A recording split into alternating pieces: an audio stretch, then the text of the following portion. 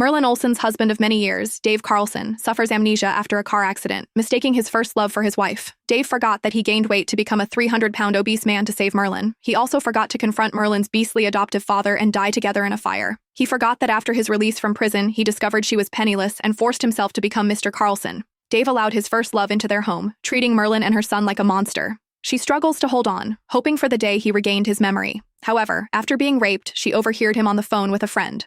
If I had met Merlin first, perhaps Lily Franco would be the one I used as practice for marriage now. But Lily is back. The position of Mrs. Carlson must be hers.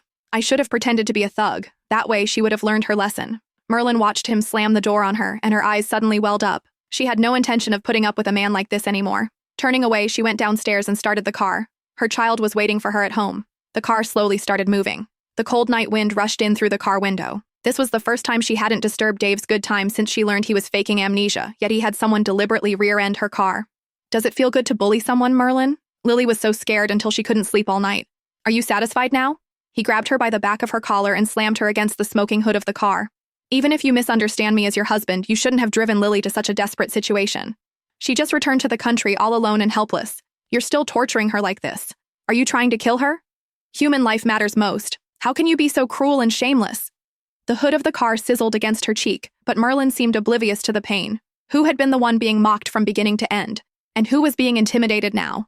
Was she just supposed to obediently wait to die, without even the right to fight back? At this moment, Merlin finally answered her grandmother's question in her heart. Because Dave no longer loved her. He had risked his life to donate bone marrow for her, served time in jail, and even gone to sea.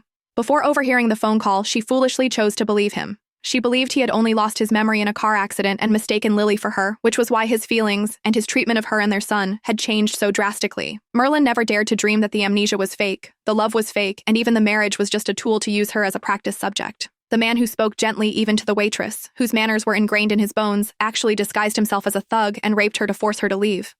Thinking you're my husband. That's right. All these years it was just wishful thinking on her part, just a pathetic joke.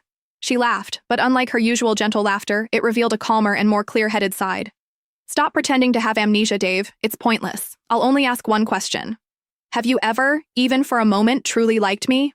Dave showed no embarrassment at being exposed, nor did he try to distance himself from her as before. Instead, he smiled slightly, carefree and unrestrained, indescribably handsome. In all these years, she had never seen him smile with such youthful energy, while Lily, with just her appearance, effortlessly possessed a tenderness she could never attain in her entire life. Her eyes instantly reddened, and she hastily lowered her head, burying her tears in her clothes. Answer me.